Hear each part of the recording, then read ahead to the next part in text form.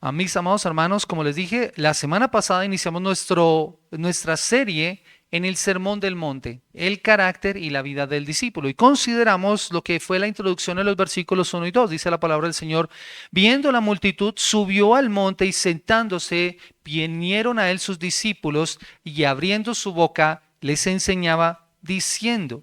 Lo que hoy vamos a ver es precisamente la enseñanza de Jesús cuando empezó a enseñarle a sus discípulos en ese lugar, en el monte, que se conoce, y en esta primera parte, lo que se conoce precisamente como las bienaventuranzas. Una definición de bienaventuranza es un estado de existencia en relación con Dios en el que la persona es bendita desde la perspectiva de Dios, aun cuando no se sienta feliz o no esté experimentando buena fortuna. Lo que esto quiere decir, mis amados hermanos, es que en relación a Dios la persona es bendecida, es feliz, a pesar de que las circunstancias que están a su alrededor no den para que esa persona esté feliz. Es bienaventurado porque a pesar de las circunstancias, Dios es quien lo hace bienaventurado, lo hace feliz. Y también podemos decir que se trata de ser aprobado por Dios o hallar la aprobación de Dios. Eso es lo que significa la palabra bienaventurado. Por eso, un sinónimo para bienaventurado es bendecido, dichoso o afortunado. O como dice la Nueva Traducción Viviente, Dios bendice. Dios bendice. Lo que esto implica, mis amados hermanos, entonces es ser aprobados por Él, ser validados, ser afirmados por el Señor. Las bienaventuranzas son presentadas como una condición relacionada con la persona, de modo que ella es bendecida por Dios cuando hace algo o es algo. Si ustedes se dan cuenta, constantemente nos va a estar diciendo esto: bienaventurados los, o bienaventurados sois si. Eso es lo que nos está mostrando esta bienaventuranza. Y algo más que va a mostrar es cuál es la bendición y la recompensa que recibirá la persona. De hecho, 8 veces se repetirá la misma estructura, la misma construcción, la proclamación del bienaventurado, bienaventurados. La persona que describe como bienaventurado, o sea, los que son bienaventurados, junto con la cualidad que se elogia de esa persona y la recompensa que tendrá esa persona. Y de hecho, algo que nosotros podemos ver y que estuvimos considerando la semana pasada es la importancia que en las bienaventuranzas se dan al reino de los cielos. La primera bienaventuranza da como recompensa el reino de los cielos. La última bienaventuranza da como recompensa el reino de los cielos. Por lo que en el contexto del pasaje ese es un tema fundamental. Por eso algunos hablan acerca de que estas son las normas del reino. Las normas del reino de Dios. El pasaje entonces nos muestra que no hay distintos tipos de cristiano. No es que un cristiano sea bienaventurado por una cosa y otro sea bienaventurado por otro, sino que todos nosotros somos bienaventurados si pasamos por estas circunstancias o por las mismas razones. Las bienaventuranzas no pueden ser leídas individualmente como si hubieran 8 tipos de cristianos, sino que es una lista, una progresión en la vida de cada uno de nosotros. Nosotros como creyentes somos bienaventurados por estas razones. Eso es lo que nos hace a nosotros felices. Y aquí lo que se está enfatizando es el carácter y las cualidades que tienen aquellos que entran o han entrado en el reino de Dios. Son discípulos que buscan vivir de acuerdo con las normas del reino de Dios, lo que apunta, como les digo, al carácter que Dios quiere de sus discípulos. Esto es lo que nosotros debemos ser. Entonces debemos preguntarnos en esta mañana: ¿quiénes son los que Dios bendice? ¿Quiénes son los verdaderamente felices? Y es la pregunta que quiero que miremos a la luz de este pasaje. Lo que hoy vamos a ver son las 8 bienaventuranzas y cómo las aplicamos a nuestras vidas como discípulos hoy. Así que los verdaderamente felices primero son pobres en espíritu. Versículo 3. Bienaventurados los pobres en espíritu, porque de ellos es el reino de los cielos. Y aquí es necesario hacer una aclaración, aclarar sobre esta bienaventuranza, porque no se refiere a la pobreza en sentido económico o social. Es un error del cual se ha usado este versículo para malinterpretarlo, hablando acerca de la pobreza. Y entonces se dice que entonces debemos ser pobres en el sentido económico o social, o que los bendecidos y felices son aquellos que son pobres. No, mis amados hermanos. Es claro que el Señor está apuntando a la pobreza, pero a pobreza en espíritu, los pobres en espíritu. ¿Y quiénes son estos? En el Antiguo Testamento, un pobre en espíritu era aquel que tenía una necesidad material y que buscaba ayuda o refugio en Dios. Es aquella persona que reconoce su bancarrota y su necesidad de Dios. Es aquel que reconoce que es también indigno delante de Dios. Todo esto a partir de esa pobreza física o social que tenía la persona que lo llevaba a buscar a Dios, lo que luego se asemejó a esa relación que ahora tiene la persona, aquella que está en bancarrota espiritual y necesita del Señor. Es lo que nosotros encontramos en Isaías capítulo 57, el versículo 15. Isaías capítulo 57, el versículo 15. Mire lo que dice la palabra del Señor. Isaías capítulo 57, el versículo 15. Dice de la siguiente forma: porque así de alto y sublime, porque así dijo el alto y sublime, el que habita la eternidad y cuyo nombre es el Santo. Yo habito en la altura y la santidad y con el quebrantado y humilde de espíritu para vivir para hacer vivir el espíritu de los humildes y para vivificar el corazón de los quebrantados. Y también encontramos eso en Isaías capítulo 66, el versículo 2. Dice la palabra de Dios en Isaías capítulo 66, el versículo 2. Mi mano hizo todas estas cosas y así todas estas cosas fueron, dice Jehová. Pero miraré a aquel que es pobre y humilde de espíritu y que tiembla a mi palabra. Ambos están hablando del mismo tema, pobre, humilde en espíritu, en una condición de necesidad espiritual. Y podemos tomar varios ejemplos para poder considerar esto. Por ejemplo, podríamos mirar a aquel publicano que orando en el templo solo decía delante de Dios: sé propicio a mí que soy pecador. Es la confesión del que es pecador y rebelde y carece por completo de virtudes morales que lo justifiquen delante de Dios y pide misericordia. Por eso algunas traducciones señalan que los que reconocen la pobreza espiritual y su necesidad y confían plenamente en Él son estos pobres en espíritu. Se refieren a aquellas personas en un profundo arrepentimiento, aquellas personas que han obedecido el llamado del Señor que nosotros consideramos la semana pasada en Mateo capítulo 4, el versículo 17. Desde entonces comenzó a predicar y a decir: arrepentidos porque el reino de los cielos se ha acercado. Esta es la persona que reconoce esa profunda necesidad de arrepentimiento. Por eso esta es la puerta de entrada al reino de los cielos y empieza con arrepentimiento, con el reconocimiento real de nuestra condición como seres humanos que nos hemos revelado delante de Dios, que somos pecadores, que no hay nada que nos pueda justificar delante de Dios. Y en esa condición entonces nos postramos delante de Él y esperamos su misericordia. Eso es lo que está haciendo esta persona. Es la pobreza, y esa pobreza en espíritu es una pobreza que Dios ve, que no puede ser prefabricada o que no puede ser falsa humildad o autoengaño. Porque esta pobreza espiritual es producto del reconocimiento de quién es Dios y quiénes somos nosotros. Es la pobreza que reconoce cómo se era antes y cómo se es ahora por la gracia de Dios. Es la pobreza que puede decir, por ejemplo: fui ciego, mas hoy veo yo, perdido y Él me halló. Esa es la pobreza en espíritu de la cual está hablando el Señor acá. Esto no tiene que ver con odio o menosprecio o falta de amor propio. Tampoco es esa falsa humildad. Esa falsa humildad es arrogancia, la verdad. Es altivez espiritual. Es como decir... Y este es el error de aquella persona, es: yo puedo solo. No, es reconocer nuestra propia insuficiencia. Es la confesión de alguien en su indignidad delante del Dios Santo. Es Isaías postrado en el trono de Dios en Isaías capítulo 6 que dice: ay de mí que soy muerto. Porque siendo hombre de labios inmundos y habitando en medio de pueblo de labios inmundos, mis ojos han visto al Rey. Esa primera bendición pone de manifiesto la realidad, mis amados hermanos, de que no tenemos los recursos espirituales necesarios para poner en práctica ninguno de los siguientes preceptos que el Señor pone. Por eso es tan importante esta primera bienaventuranza.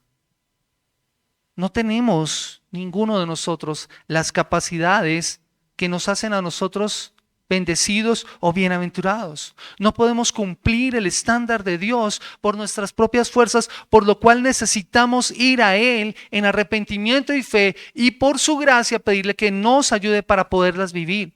Porque sin esa gracia ninguno de nosotros podrá, por más que se esfuerce, vivir de acuerdo al estándar que establece el Sermón del Monte. Esta bienaventuranza nos señala que nos tenemos que desprender de lo que podríamos considerar que tenemos valioso. Nuestra inteligencia, nuestras capacidades, nuestros recursos económicos, nuestras habilidades. De todo esto nos tenemos que desprender. De nuestras buenas obras, de nuestra justicia, que no es más que arrogancia delante del Señor. Dios bendice a aquel que con humildad confiesa su necesidad y le otorga la entrada al reino. Así que esta bienaventuranza implica sinceridad y un profundo arrepentimiento de parte de nosotros. Y es fundamental para entrar en esta vida. Así que al leer esta bienaventuranza deberíamos preguntarnos seriamente, ¿cómo me veo a mí mismo? ¿Cómo te ves a ti mismo? ¿Te ves como un pecador necesitado de la gracia y que necesita ser perdonado porque ha fallado a Dios y se ha rebelado contra su Creador? Y si esa debe ser tu visión de ti mismo, porque no tienes nada que ofrecer a Dios, nada que ofrecer a Dios. Ninguna de tus obras te puede salvar.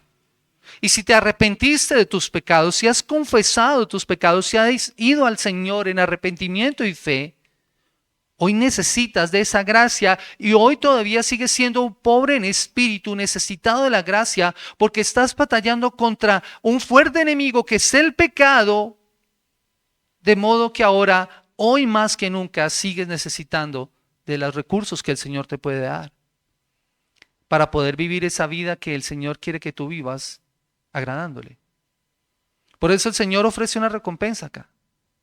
El reino de los cielos le pertenece. El reino de los cielos le pertenecen a aquellos que reconocen su bancarrota espiritual, aquellos que han reconocido su condición delante de Dios y han pedido perdón al Señor. Algunas personas en la actualidad han creído que las bendiciones materiales son una señal de la aprobación de Dios. Es porque tú tienes que el Señor te ha bendecido. Eso no es cierto, mis amados hermanos. Las bendiciones espirituales no son necesariamente una señal de la aprobación de Dios. O que estas fluyen de las bendiciones espirituales. No. Los que son discípulos del Señor experimentan una vida más plena buscando los recursos del reino para guiar sus vidas. Lo que dice la Escritura más adelante allí en el mismo Sermón del Monte. Buscad primeramente el reino de Dios y su justicia. Esa es la búsqueda primordial de aquel que está o que es pobre en espíritu, que está en bancarrota espiritual. El reino de los cielos es un regalo de salvación por gracia, es totalmente inmerecido. La recompensa del reino no es para el que cree merecerla o que cree que se la puede ganar, sino para el que con humildad y en arrepentimiento confiesa su condición delante de Dios y confiesa que no tiene nada que ofrecer sino pecado, que se humilla a sí mismo y ve cómo el Señor Jesús, como el único que lo puede salvar, como aquel que lo puede sostener. Cuando lo hacemos, Él nos llena de su gracia. Así que debemos empezar por arrepentirnos de nuestros propios esfuerzos y empezar a buscar en arrepentimiento y fe a nuestro Señor y reconocer nuestra bancarrota espiritual. Y decirle, Señor, ayúdame a mí. Este es pobre en espíritu y este es el que es verdaderamente feliz, pero no solamente es verdaderamente feliz sino también somos verdaderamente felices. Y la Escritura dice en el versículo 4, los que lloran. Versículo 4, bienaventurados los que lloran porque ellos recibirán consolación. Ellos recibirán consolación. Estos los que sufren o los que están tristes. Pero aquí tenemos que hacer también una distinción. Esta es continuación de lo anterior. ¿Por qué llora alguien que es pobre en espíritu? porque reconoce su condición. Este no está llorando por una pérdida o porque le falta algo. No, este está llorando porque reconoce su condición delante de Dios. En el contexto, lo que está señalando aquí el pasaje es un lamento apasionado, un corazón que tiene una profunda pena, un desespero y un dolor en el alma. Es un David clamando por misericordia en el Salmo 51. Es por esto que John Stott dice: Cristo no se refiere aquí a la aflicción que produce la pérdida de un ser querido o de algo muy preciado, sino la aflicción que produce el arrepentimiento. Es el llanto producto del reconocimiento de tu propio pecado, de aquel que ve su real condición de separación delante de Dios. Ese es el llanto de aquel que será consolado y que es bendecido según Dios. Es un Pablo diciendo en Romanos capítulo 7, versículo 24: miserable de mí, ¿quién me librará de este cuerpo de muerte? Esto no es el cristiano, o esto más bien no significa que el cristiano entonces tenga que estar deprimido o lamentándose. No, pero cuando reconocemos nuestra condición, lo que vemos es que debemos llorar, lamentarnos por nuestro pecado. Es la tristeza que es producto de el arrepentimiento. 2 Corintios capítulo 7, el versículo 10 dice el apóstol Pablo después de que les escribió por causa de su actuar equivocado, y dice la palabra del Señor: porque la tristeza que es según Dios produce arrepentimiento para salvación, de que no hay que arrepentirse, pero la tristeza del mundo produce muerte. La tristeza que según Dios produce arrepentimiento, y eso no está mal que nosotros sintamos dolor por nuestro pecado, pero la tristeza que según el mundo va a producir muerte. No, lo que el Señor quiere darnos es vida y vida en abundancia. Pero cuando nosotros reconocemos nuestra condición delante de Dios y nos damos cuenta de nuestro profundo mal, no hay otra respuesta que llorar. Es un Pedro llorando amargamente después de haber negado al Señor. Este llanto puede ser producto también de ver el pecado en el mundo, de ver la injusticia, la crueldad, la falta de integridad, de ver el resultado del pecado, la muerte. Es ver la enfermedad que nos hace llorar, es el dolor y el sufrimiento que nos hace llorar. Es cuando vemos a Dios que está allí, pero que nadie le está haciendo caso. Jesús lloró, por ejemplo, al ver el pecado de otros y por las consecuencias de estos pecados, por el juicio y por la muerte. Es Jesús llorando, mirando Jerusalén y diciendo que esa ciudad estaba llena de corrupción y de maldad. Mire lo que dice Lucas capítulo 13.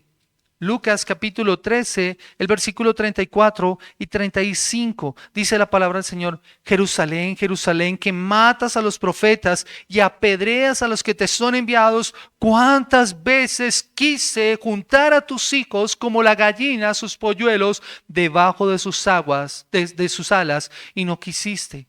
Y aquí vuestra casa os es dejada desierta, y os digo que no me veréis hasta que llegue el tiempo en el que digas: bendito el que viene en el nombre del Señor. Y es casi imposible, pensando en esto, no sentir el dolor que sintió Jesús viendo esta ciudad y viendo las ciudades impenitentes. Es un Jesús parado enfrente de la tumba de Lázaro, de su amigo, y viendo la condición del pecado, la muerte de su amigo, y llorando sin decir ni una sola palabra. Mis amados hermanos, la esperanza que tienen aquellos que lloran por su pecado y que lloran por las consecuencias del pecado es que serán consolados. El Señor consolará a aquellos que no ven con indiferencia su propio pecado. Es un David clamando también al Señor y diciéndole: Señor, restaura este cuerpo que has abatido. Porque no hay mayor consuelo ni mayor gozo que pueda compararse al consuelo y el gozo que Dios da al que llora, en especial para aquel que ha sido perdonado por su pecado. Yo no sé si tú lo has experimentado, Pero cuando tú te das cuenta de lo profundo de tu pecado y te das cuenta de la gracia y la misericordia mayor de nuestro Salvador, las lágrimas que surgen y la tristeza que surge, consuela y alienta. Darte cuenta que el Señor te ha perdonado. Mis amados hermanos, el salmista nos da testimonio de eso en el Salmo capítulo 51, el versículo 16. Salmo 51, el versículo 16. Mire lo que dice la palabra del Señor. 16 y 17 dice la escritura: porque no quieres sacrificio, que yo lo daría, no quieres holocausto. Los sacrificios de Dios son el espíritu quebrantado, al corazón contrito y humillado no desprecias tú, oh Dios. No son mis acciones las que van a cambiar la ira de Dios, ni el juicio del pecado que merece. Es el sacrificio y la expiación de Cristo el que provee el pago de nuestros pecados una vez y para siempre, y nos ofrece el consuelo y nos libera de la condenación. Ese es el consuelo que el Señor ofrece para aquellos que lloran por causa de su condición y de su pecado. Pero no solamente esto, sino también los verdaderamente felices son los mansos. Versículo 5, mire lo que dice la palabra del Señor. Bienaventurados los mansos, porque ellos recibirán la tierra por heredad. Estos son los humildes, los apacibles, los pacíficos. En la actualidad, una persona mansa, una persona humilde, es considerada como débil o insegura, o en muchas ocasiones también es una falsa apariencia de eso. Pero el sentido en el que la Escritura lo está mostrando es que el manso es aquel que tiene su fuerza bajo control. Es un hombre manso, dice Martin Lloyd-Jones, es el que realmente manso, es el que se sorprende de que Dios y el hombre puedan pensar de él como lo hace y tratarlo como lo tratan. Esta humildad de la que nos habla esta bienaventuranza significa que tenemos una idea correcta de nosotros mismos, en la que nosotros no nos creemos superiores a nosotros mismos, como dice el apóstol Pablo en Romanos capítulo 12, el versículo 3. Ninguno tenga más alto concepto de sí mismo, sino que piense de sí mismo con cordura. Eso es lo que significa esta mansedumbre. Y reacciona así porque se da cuenta de la maravillosa misericordia que ha recibido del Señor al ser perdonado. ¿Te das cuenta de la progresión? Bienaventurado eres si eres pobre en espíritu, has llorado por tu pecado y te has vuelto manso. Has visto la misericordia de Dios. Has visto cómo Dios te trata no como merecías, sino por pura misericordia.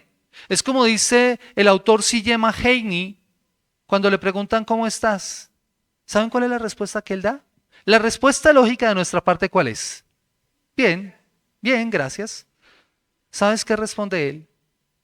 Mejor de lo que merezco. Mejor de lo que merezco. Porque ¿qué merece? ¿Qué merecemos nosotros? ¿No merecemos el juicio y el castigo por nuestros pecados? Pero por gracia del Señor nosotros recibimos su misericordia. Y la respuesta a esta misericordia es la humildad. Porque qué arrogancia de parte de nosotros creer que nos merecemos algo, ¿saben? El error nuestro y lo que nos hace orgullosos es pensar que nosotros no merecemos algo. Pero cuando nos damos cuenta que no merecemos nada sino el juicio y el castigo de Dios, entonces eso nos vuelve humildes. Y esta persona humilde hace que los intereses de los demás pasen por delante de los suyos. Ya no se empieza a colocar en primer lugar. Es un Abraham, por ejemplo, que le dice a su sobrino Lot: escoge tú primero. Esa es esa humildad. Mientras que el pobre en espíritu ve su condición real consigo mismo y con Dios y por eso llora, el que es manso tiene una nueva relación con Dios y con otras personas que lo lleva a actuar de manera gentil, humilde y paciente. ¿Cuánto necesitamos nosotros de esto? ¿Cuánto necesitamos de esto? ¿Saben? Es un error y a mí me entristece escuchar creyentes y hermanos que dicen: es que yo soy franco, yo digo las cosas. ¡Qué arrogancia! ¡Qué falta de humildad! ¡Qué falta de mansedumbre! Y lo más triste es que muchas veces eso lleva a esas personas a irse de la iglesia. Esa es una persona que no ha entendido el mensaje del Evangelio y que necesita desesperadamente que se le vuelva a predicar el Evangelio, porque necesita entender su condición de pecador e ir en arrepentimiento al Señor. Por eso la recompensa que recibirá esta persona es la tierra por herencia, pero no es como dicen los testigos de Jehová, sino en el sentido de conquista, no en el sentido de conquista o control, sino de que todas nuestras necesidades serán satisfechas. El hombre manso está realmente satisfecho en todo lo que tiene. El humilde sabe vivir con poco o con mucho. Esa es una persona mansa. Como un Pablo que está diciendo, sé vivir en abundancia, sé vivir en escasez. Por todo y en todo he sido enseñado, todo lo puedo en Cristo que me fortalece. Ese es el manso, el que sabe responder así. El que no está hinchado como para pensar que debe tener siempre más cosas, sino que recuerda que en Cristo tiene todas las cosas. El que puede decir así, todo lo puedo en Cristo que me fortalece. Y esa es también una esperanza hacia futuro, porque recibirá la tierra por heredad.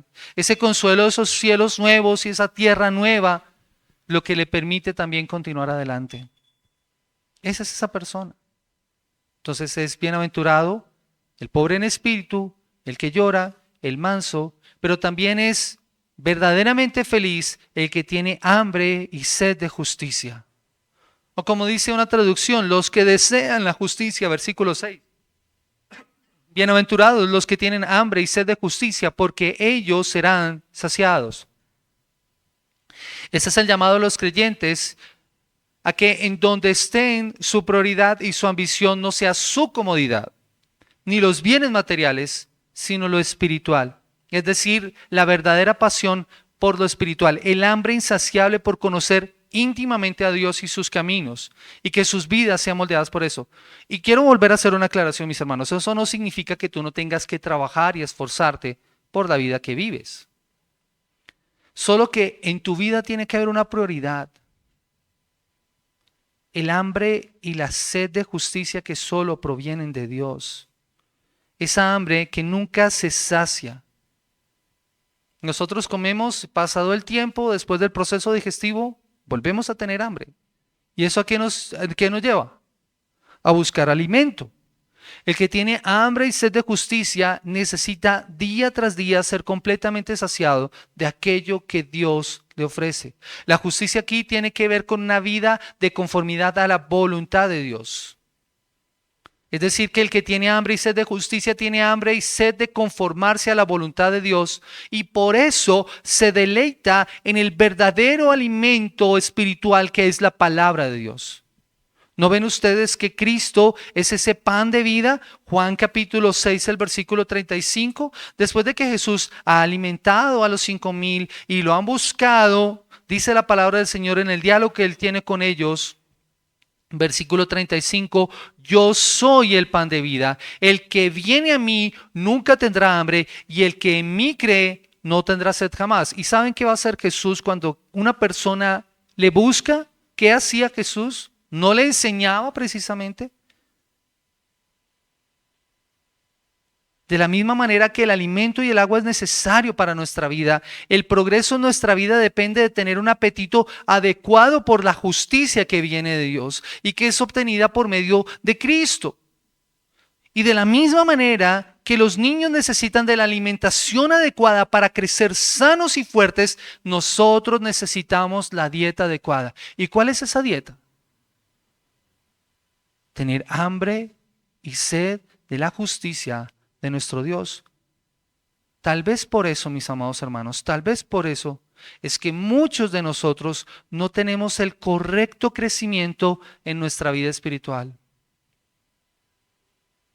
Porque tenemos apagado el apetito por la justicia y el hambre de Dios. Por lo que necesitamos el sustento en alimento y en bebida que solo Jesús ofrece. Por eso es que miren la recompensa. ¿Cuál es la recompensa? Ellos serán saciados. ¿Y eso no es lo que pasa cuando tú buscas al Señor? serás completamente satisfechos. Él cumplirá su deseo, proveerá esa comida en abundancia. De hecho, la expresión que usa el Señor acá es bastante interesante. Cuando habla acerca de la saciedad, Él está usando de ese alimento que se le daba al ganado de engorde para ponerlo gordo. Como dice Charles Swindoll, dice, la esperanza que tenemos es que llegaremos a estar tan saciados espiritualmente que seremos como ganado fuerte, estable y capaz de soportar condiciones duras y circunstancias incómodas. Pero nuevamente, ¿por qué vemos tanto raquitismo espiritual en la iglesia? Porque tenemos el apetito apagado. No tenemos hambre y sed de la justicia de Dios. Por eso es que Jesús afirma esto: yo soy el verdadero alimento, yo soy el agua de vida.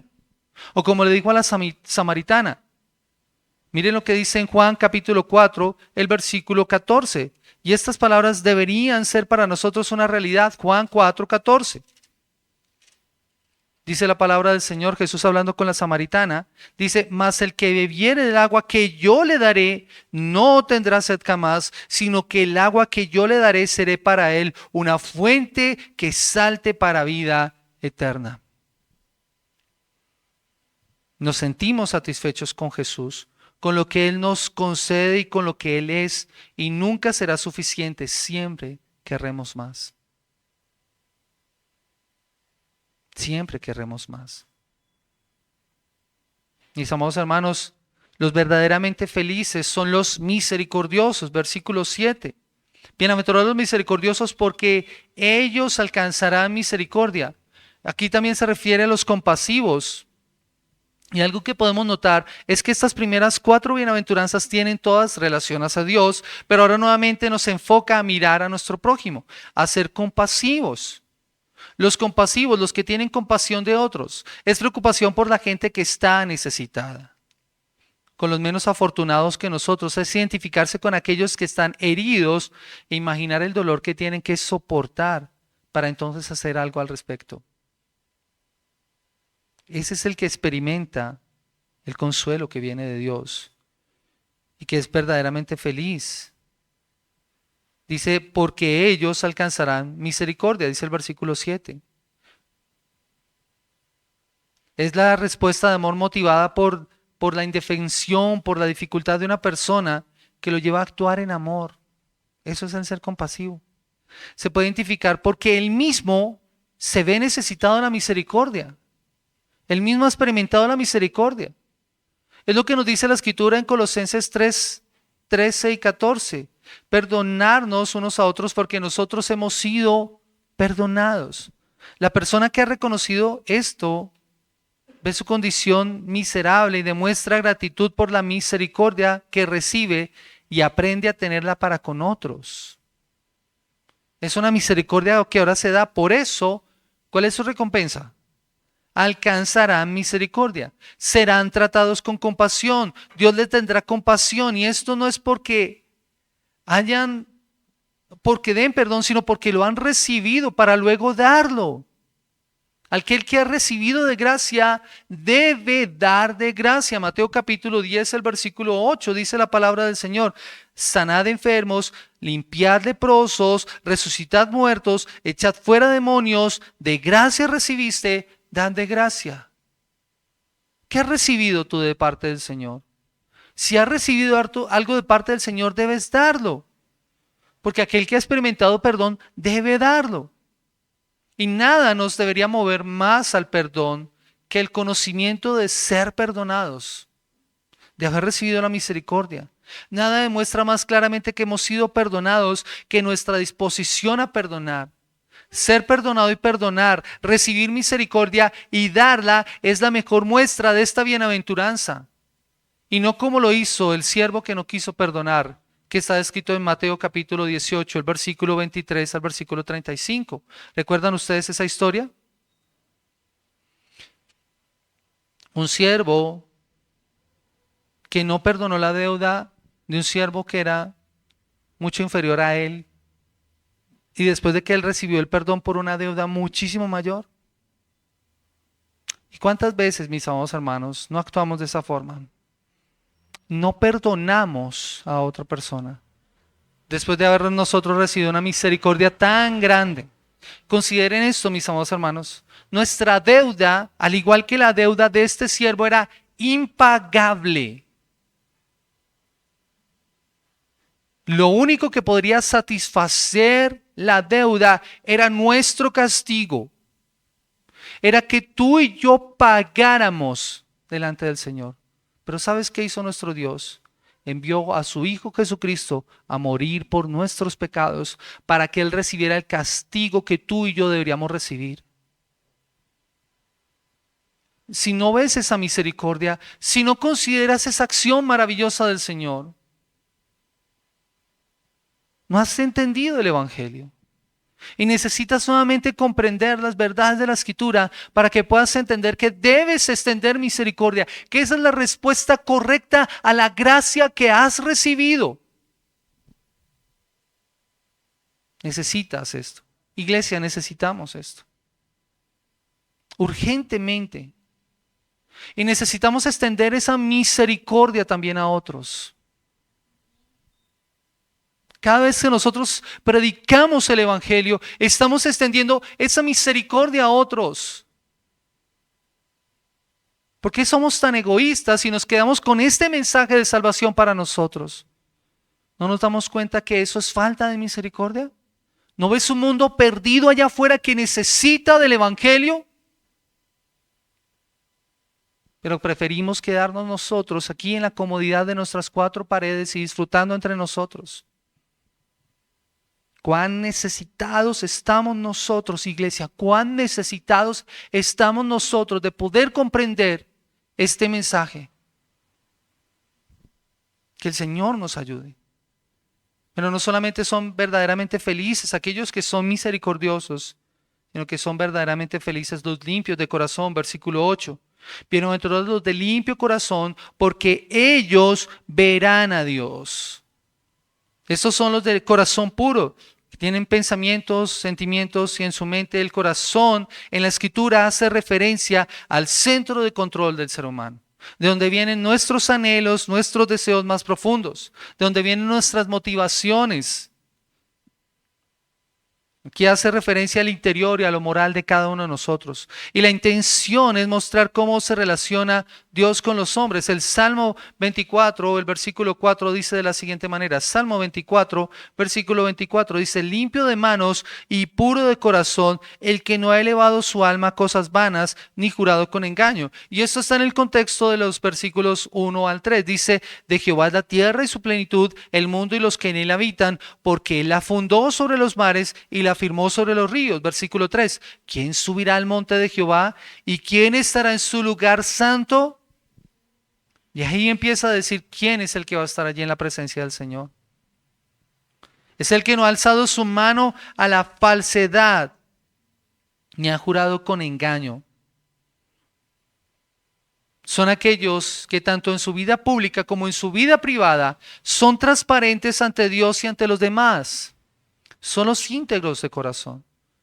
Es la necesidad de ser totalmente sinceros, totalmente transparentes, sin dobleces, sin doble intención. Por ello es necesario preguntarnos, y tenemos que evaluarnos nosotros a nosotros mismos. ¿En qué piensas cuando nadie te está viendo? ¿Qué es lo que deseas más que cualquier otra cosa en esta vida? ¿Qué es qué y a quién quieres? ¿Qué es lo que tú quieres? Esta mañana precisamente lo hablábamos con los hombres. Nosotros somos muy buenos actores. A veces nos ponemos una máscara para actuar un papel de acuerdo con la ocasión. Pero eso es algo que no debería pasar entre nosotros. Ser de corazón limpio. Vivir la vida como Cristo la vivió, con integridad y limpieza de corazón. Y aunque solo Él ha vivido esa vida perfecta de obediencia en integridad, no es excusa para que tú y yo no busquemos una vida así. Debemos esforzarnos por vivir una vida santa, íntegra, sin dobleces, sin intenciones escondidas. Esa es la verdadera evidencia de que nosotros estamos en el reino de los cielos. De ahí la importancia de poder trabajar en estos aspectos y pedirle al Señor, como lo dice la primera bienaventuranza, reconocer nuestra bancarrota espiritual y decirle, Señor, perdóname, porque no he sido limpio de corazón. Porque perderemos la recompensa. Y miren la recompensa cuál es. Miren lo que dice la palabra del Señor. Bienaventurados los limpios de corazón, porque ellos verán a Dios. ¿Quiénes son los que ven a Dios? Los limpios de corazón. El escritor de Hebreos dice en su carta, procurad la paz y la santidad, sin la cual nadie verá a Dios. Esa es la principal motivación en Primera de Juan capítulo 3:3 para decir lo que el apóstol dice allí. Primera de Juan capítulo 3, el versículo 3. Escuchen lo que dice la palabra del Señor. Primera de Juan capítulo 3, el versículo 3. Dice, y todo aquel que tiene esta esperanza se purifica a sí mismo, así como Él es puro. Tenemos una esperanza futura. Y esa esperanza futura debería motivarnos a vivir de una forma diferente.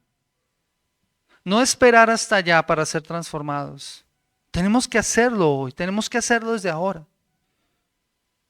Y cuando veremos a Dios, cuando estemos en su presencia, en la consumación de todas las cosas, cuando el Señor vuelva por segunda vez, esto no deja de ser cierto en este tiempo. Que vamos a ver el obrar de Dios en nuestras vidas. Y así como nuestra comunión depende, con Él depende de nuestra pureza del corazón, debemos esforzarnos por cumplir esto, mis amados hermanos, y pedirle al Señor que nos ayude para ser limpios de corazón. Los verdaderamente felices también son los que trabajan por la paz. Versículo 9. Bienaventurados los pacificadores, porque ellos serán llamados hijos de Dios. Y esos son los que trabajan por la paz, los que procuran la paz, los que se esfuerzan por conseguirla. Mis amados hermanos, nuevamente, ¿cuánto necesitamos nosotros de esto? ¿Cuánto necesitamos de esto? Porque son aquellos que con intensidad buscan la paz, que en vez de aumentar el conflicto, lo menguan. La blanda respuesta calma la ira, mas la áspera hace subir el furor. Aquel que es hijo de Dios sabe cómo hablar para calmar la tensión, relajarla. Tiene que ver con el mensaje del Evangelio, mis amados hermanos. ¿Saben por qué? Nosotros éramos enemigos de Dios. Esa era nuestra condición, enemigos de Dios, separados de Él, alejados por causa del pecado. Pero Cristo elimina el pecado entre Dios y nosotros, y por medio de su sacrificio nos reconcilia. El capítulo 5 de Romanos, el versículo 1 dice, justificados pues por la fe que tenemos, paz para con Dios. Esa reconciliación, esa paz que hemos recibido, ¿en dónde la debemos reflejar nosotros? Buscando la paz en donde quiera que nosotros estemos. Por ello el cristiano es un pacificador, es un mensajero de paz. Mira lo que dice Romanos capítulo 10, el versículo 15. ¿Y cuál es la paz acá?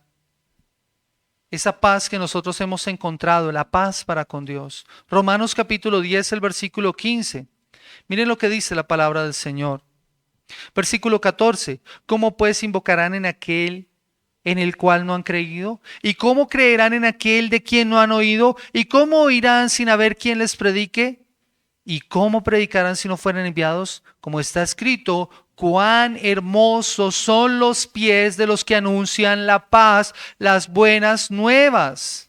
Los que anuncian las buenas nuevas. Cada vez que tú predicas el mensaje del Evangelio, estás siendo un mensajero de la paz. Estás haciendo lo que dice aquí la bienaventuranza, un pacificador. Nuestro mayor conflicto, mis amados hermanos, no es con otras personas. Dice la Escritura que no tenemos lucha contra carne ni sangre. ¿Saben? nuestra mayor lucha, nuestra mayor enemistad es la enemistad que tenemos con Dios. Esa es la que nosotros tenemos que reconciliar y la que tenemos que ayudar a las personas a encontrar. Y es un llamado a los creyentes también a buscar la paz entre ellos mismos. Romanos capítulo 12, el versículo 18, por mencionar algunos, nos dice esto. Romanos capítulo 12, el versículo 18. Dice la palabra del Señor: si es posible, en cuanto dependa de vosotros, estad en paz con todos los hombres. Y Hebreos 12:14. Hebreos 12:14. Miren lo que dice la palabra del Señor. Por lo cual, 12:14. Seguid la paz con todos y la santidad, sin la cual nadie verá a Dios. Entonces, esta paz que el Señor nos manda a buscar y a seguir es primero, implica la reconciliación que empieza primero con Él, que es el autor de la paz. ¿Cuál es la recompensa? Dice que serán llamados hijos de Dios, y ser un hijo es tener el carácter de traer la paz que el Padre nos pide que nosotros reflejemos. Es aquel que en medio de una discusión acalorada conserva la calma. ¿Sabe por qué la conserva? Porque es manso y escucha con respeto y sabe qué contestar. Y esta debería ser la conducta normal de los discípulos, pero a veces no somos así. A veces nos dejamos llevar, lastimamos, herimos a las personas. Jesús es el príncipe de la paz. Si Él es el rey y nosotros estamos en su reino, pidamos a Él que nos ayude para vivir de acuerdo a su paz y buscarla. Finalmente, encontramos que los verdaderamente felices son los perseguidos por causa de la justicia. Versículo 10 al versículo 12. Bienaventurados los que padecen persecución por causa de la justicia, porque de ellos es el reino de los cielos. Bienaventurados sois cuando por mi causa os vituperen y os persigan y digan toda clase de mal contra vosotros, mintiendo. Gozaos y alegraos, porque vuestro galardón es grande en los cielos, porque así persiguieron a los profetas que fueron antes de vosotros. Esto es aquellas personas que hacen lo justo, que practican la justicia, esa justicia que el Señor nos pedía tener hambre y sed. Ellos no buscaron la persecución. Son perseguidos por hacer la voluntad de Dios, no por una causa política o por ser fanáticos o por un mal comportamiento. Si nosotros somos perseguidos por hacer lo malo, bien merecido lo tenemos. Pero ténganlo por seguro que aquellos que buscan hacer la voluntad de Dios serán perseguidos. Ellos viven como Jesús vivió y puede que los ridiculicen o que los aleguen por causa de la fe, pero no por eso estas personas van a abandonar al Señor. ¿Cuál es su recompensa? De ellos es el reino de los cielos. El reino de los cielos les pertenecen. Así que podemos ver la progresión de lo que debe ser el que quiere ser verdaderamente feliz. Va a manifestar estas cosas. Va a buscar estas cosas.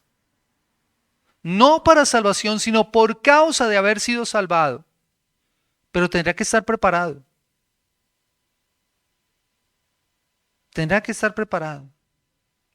De la manera que uno debe ser pobre en espíritu para entrar en el reino de los cielos, deberá ser perseguido por causa de la justicia si es que quiere entrar en él, o por lo menos debe estar preparado para enfrentar la persecución.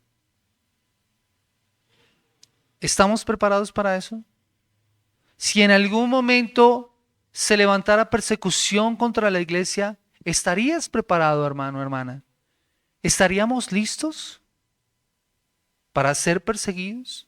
¿Para que nos vituperen o para que nos persigan o para que digan toda clase de mal contra nosotros mintiendo? Yo creo que la iglesia en la actualidad, aquí en Occidente particularmente, y no nos vayamos muy lejos, mucho de lo que nosotros vemos que es iglesia en nuestra ciudad, tendría un remesón tan grande que no se imaginan. No hay mayor cernidor para la iglesia que la persecución. La persecución deja ver quién es un verdadero cristiano, quién realmente está en el reino de los cielos. ¿Estás preparado? Y tengo que decírtelo así, mi amado hermano, mi amada hermana. Esa es la realidad. Y ese no es un mensaje popular en la actualidad. Es un mensaje que no nos gusta. Queremos escuchar lo bueno, bendiciones para nuestras vidas. Descubre el campeón que hay en ti.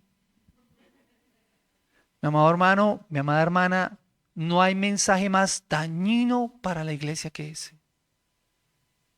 Y lo más triste es que aquellas personas que han escuchado ese falso evangelio de la prosperidad, esas mentiras que ofrecen en estos lugares, han adormecido,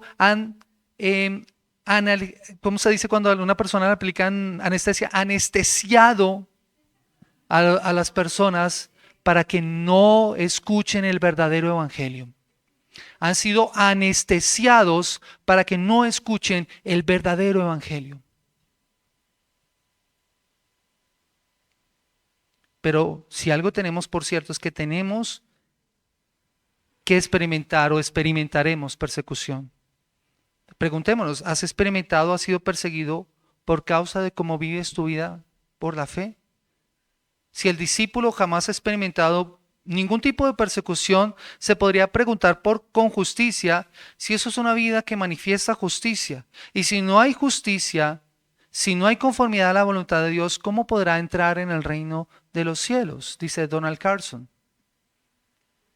Y la persecución puede venir de distintas formas, o la oposición por causa del evangelio. Recuerdo alguna vez escuchando al pastor Edwin que nos contaba cómo en alguna ocasión buscando un lugar para la iglesia y después de tener ya listo y firmado el contrato, la persona le preguntó, ¿y para qué busca el local? Y pues el pastor le dijo, es para una reunión, para una iglesia, para reuniones con la iglesia. Ah, ¿es para una iglesia? Le rompió el contrato y se lo botó por la cara. Sin más ni más. Eso es, mis amados hermanos, lo que nosotros tendremos que enfrentar. Y creo que mi hermano la sacó barata. ¿Estás preparado? Los versos 11 y 12 lo que nos muestran son una ampliación de lo anterior y de allí la vital importancia que incluyen insultos, palabras fuertes en contra nuestra y no solo presión física. De hecho, Jesús quería que los discípulos estuvieran preparados para esto y por eso en Juan capítulo 15, el versículo 18 al 20 les dice lo siguiente. Juan capítulo 15, versículo 18 al 20. Y en la Reina Valera coloca un título bastante interesante, el mundo os aborrecerá. Y si el mundo os aborrece, sabed que a mí me ha aborrecido antes que a vosotros, porque si fueres del mundo, el mundo amaría lo suyo, pero porque no sois del mundo, antes yo os elegí del mundo, por eso el mundo os aborrece. Acordaos de la palabra que yo os he dicho, el siervo no es mayor que su Señor, y si a mí me han perseguido, también a vosotros os perseguirán, y si han guardado mi palabra, también guardarán la vuestra. Saben, Jesús quería que sus discípulos estuvieran preparados. Iglesia, necesitamos estar preparados para la persecución.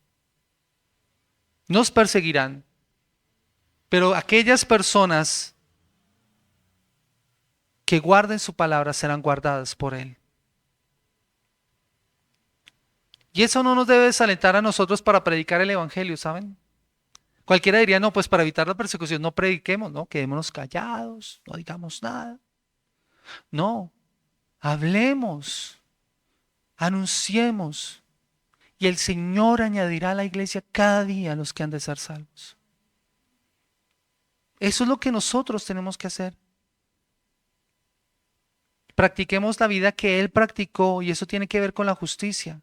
Y en estos versículos hay un mandamiento. Dice la palabra del Señor, gozaos y alegraos porque vuestro galardón es grande en los cielos, porque así persiguieron a los profetas que fueron antes que vosotros. Ser dignos y ser tenidos por dignos de esto, a la iglesia no la entristece. Entristece el pecado. Llora por tu pecado. Pero si eres perseguido por causa de la justicia, el Señor te dice, gózate y alégrate, iglesia. Gózate y alégrate. No tienes de qué avergonzarte. Tu galardón es grande en el reino de los cielos. Lejos de ser entonces una perspectiva deprimente, el sufrimiento de los creyentes bajo la persecución, motivado por su justicia, se convierte en una señal inequívoca de que el reino es suyo, dice un autor. Ten confianza en el Señor. Mis amados hermanos, ¿estás buscando la felicidad? Yo hice un ejercicio ayer y lo quería colocar en la introducción, pero dije, no, de pronto se me extiende mucho. Yo creo que ya de tiempo ya me he pasado, ¿no? Pero ya estamos terminando. Pero hice un ejercicio de esos que hacen hoy en día, ¿no? Preguntarle a ChatGPT sobre algo. Y le pregunté, ¿qué puedo hacer para ser feliz? Y efectivamente ChatGPT contestó las cosas que uno necesita para ser feliz. ¿Saben? Ninguna de ellas mencionó lo que Jesús menciona en este pasaje. Vive una vida tranquila, come bien, aliméntate, hace ejercicio. Pero en ninguna de ellas se menciona estas cosas. De hecho, le pregunté, ¿se necesita dinero para ser feliz? No, pero si tienes dinero, pues tienes ayuda. Sí, sí, exacto. Bastante interesante, ¿no? El ejercicio. No lo vayan a hacer, por favor. Vayan a la escritura. Pero sí lo hice en el entendido de que a veces esa es una de las búsquedas más grandes del ser humano. Buscamos ser felices. ¿O quién de los que está aquí quiere ser infeliz? Ninguno. Lo que pasa es que buscamos la felicidad en los lugares equivocados. Pero Jesús nos ofrece a nosotros algo mucho mejor para ser felices. La pregunta que nosotros debemos hacer y lo que debemos considerar y evaluar en esta mañana es, como discípulo, si en verdad soy feliz realmente y si estoy experimentando esa verdadera felicidad que Él ha determinado para mí y que está establecida aquí en estos versículos. Jesús, a través de las bienaventuranzas, nos lanza un desafío radical a vivir en un sistema de valores diferente al mundo. Es un valor, son los valores del reino, son las normas del reino. Y yo creo, mis amados hermanos, cuán diferente sería el mundo si los cristianos viviéramos las bienaventuranzas. ¿No creen que esto sería muy diferente? Yo lo creo. Sería muy diferente. Con todas las dificultades que esto pueda implicar y los retos que las bienaventuranzas nos presentan. Sin embargo, este sigue siendo el estándar de Jesús para sus discípulos. Solo así seremos verdaderamente felices. Así que yo quiero que nos quedemos con una pregunta. ¿Quiénes son verdaderamente felices? ¿Eres tú verdaderamente feliz? Vamos a orar. Señor Dios Padre eterno, eterno Señor, en el precioso nombre de Cristo Jesús quiero darte gracias por tu misericordia, tu bondad y tu favor. Y hoy, Señor, te doy gracias por el permitirnos escuchar tu palabra y reflexionar en ella, Señor, y considerar a la luz de lo que nos expresas en tu palabra, Señor, el vivir de acuerdo a lo que está establecido en las bienaventuranzas, Señor. Ser mansos, ser aquellos que son pobres en espíritu, llorar, Señor, por nuestro pecado, ser mansos, tener hambre y sed de justicia, ser misericordiosos, ser de corazón limpio, ser pacificadores y buscar la paz. De seguro tendremos que pasar por persecución por causa de la justicia, pero Señor, la recompensa que tú nos ofreces en tu palabra, viviendo de acuerdo a esto, Señor, es muy grande. Y no se compara en nada con lo que este mundo pueda ofrecer y pueda dar. Señor, te pedimos que en tu gracia, en tu favor, tú nos ayudes y tú nos guíes, Señor. Hoy yo te pido, Señor, que por tu gracia y tu favor tú despiertes a la iglesia. Señor, esa ha sido nuestra oración en estos días. Despierta a la iglesia, Señor. Señor, ayúdanos a ser una iglesia que manifieste estas bienaventuranzas y que manifieste no solamente este, sino todo el estándar que tú estableces en la palabra, Señor. Gracias, bendito Señor, por nuestra iglesia, por nuestra comunidad, Señor. Aún por los que no están el día de hoy, Señor, guárdales y bendíceles y ayúdales, Señor.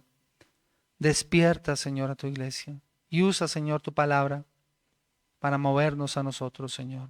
Gracias, bendito Padre de la gloria, por estar con nosotros en este día. Señor, rogamos que nos guíes, Señor, en el resto de esta semana y que tú nos permitas poner por obra tu palabra, Señor. Que no seamos solamente oidores olvidadizos, sino que seamos hacedores de tu palabra. Te lo rogamos, bendito Señor. Te damos a ti la gloria y la honra, en el precioso nombre de tu Hijo amado.